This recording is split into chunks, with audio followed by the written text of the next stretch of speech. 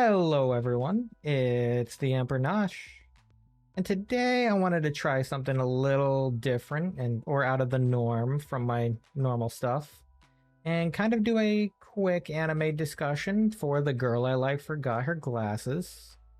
You could kind of consider this as a follow-up of my thought to the summer 2023 anime checkout video I did before.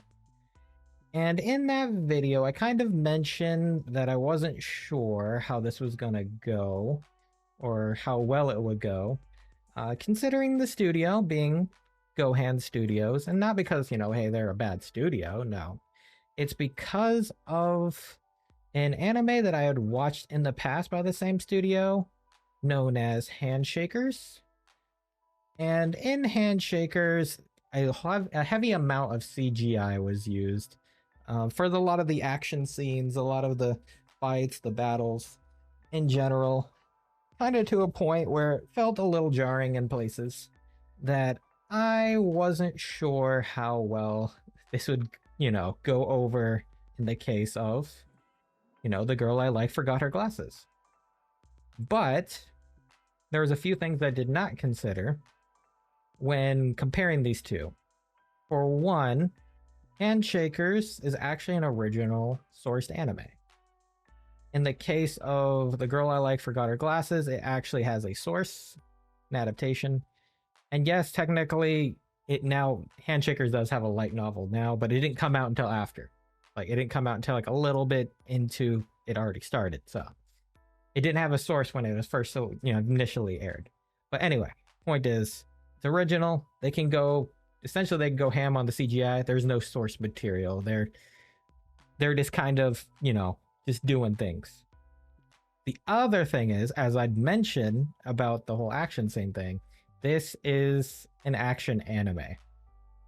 The Girl I Like Forgot Her Glasses is a rom-com anime. Can't technically compare those that easily in the case of you need a lot more CGI for action than you would need for a rom-com. There's nothing like going on in a rom-com that constitutes needing a bunch of CGI for, right? So that was two things that I had thought about before going into watching The Girl I Like Forgot Her Glasses. And hey, that was largely my suspicions were correct. The CGI used in Handshakers, it definitely isn't the same as in I forgot her glasses, The Girl I Like Forgot Her Glasses. But hey, that makes sense. So it ended up being a bit better than I expected. So setting Handshakers and Gohan Studios aside and putting the focus back on the anime at hand, The Girl I Like Forgot Her Glasses. To summarize what this anime is about, is there's a male lead, Kaede Komura, who has a crush on the female lead, Ai Mai, typical romantic comedy, male lead, female lead, crush, where the female lead constantly forgets her glasses, just as the title states, and he just continues to fall, deeper for her and continues to support her as she struggles, the fact that she forgot her glasses, can barely read her textbooks, and other simple things like tying your shoes. That's pretty much what this is about, is a cute romantic comedy between two characters, and that's pretty much that.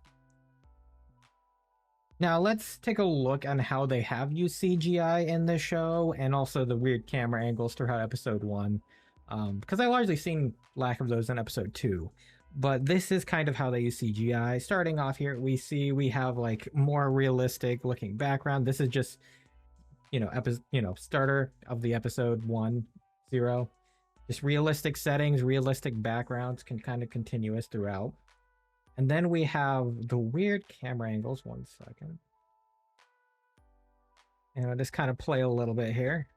See, right here, it's kind of like a low angle follow camera, which is kind of wild. Like, what other anime kind of has that, where the shoes just come up on your face like that? That's kind of interesting, but also a little jarring at times. But this isn't like the one that I found really jarring. But we'll get to that. There is one scene where I was just like, this is really cool. I'm just gonna right here, the use of CGI in this felt really gorgeous. Just like the look of the like flower petals and the pink on the ground and everything. I thought this was a really nice looking scene. Um, I thought it was just really great. But we're gonna get to the more wild camera angle now. It's just kind of I'm just kind of doing this briefly. I don't want to get hit or anything, but so here is a interesting sequence. Um, Camera angles of going up the stairs, and then like the flip over. And here we right here, the big zoom in on the hand. This was the part that I thought was a bit jarring when I first saw it, but as time went on, I'm a little bit more interested on this kind of camera angle flow. It's so strange, but also very interesting. So we can continue the flow here, and you can see it just gets a little bit more wild, and then we get back to the whole shoe thing, and that feels just a little strange, huh? So yeah, there's quite a bit of wild camera angles. I did one more little clip here because I wanted to show is 308. I'm just gonna kind of briefly, like that little just like animation in the eyes, like it's so nice, so good honestly on some things. There obviously, some of the jarring parts like that weird zoom in on the hand and everything, but other than that, like it just felt really, really nice. One second. Yeah, it just felt really, really nice overall. Just from showing that, that's kind of like largely some parts in episode 1. And my overall thoughts are, yeah, definitely much better than when I was watching Handshakers. And I guess I should have expected that, like I said previously. It's not an action anime, it's a rom-com.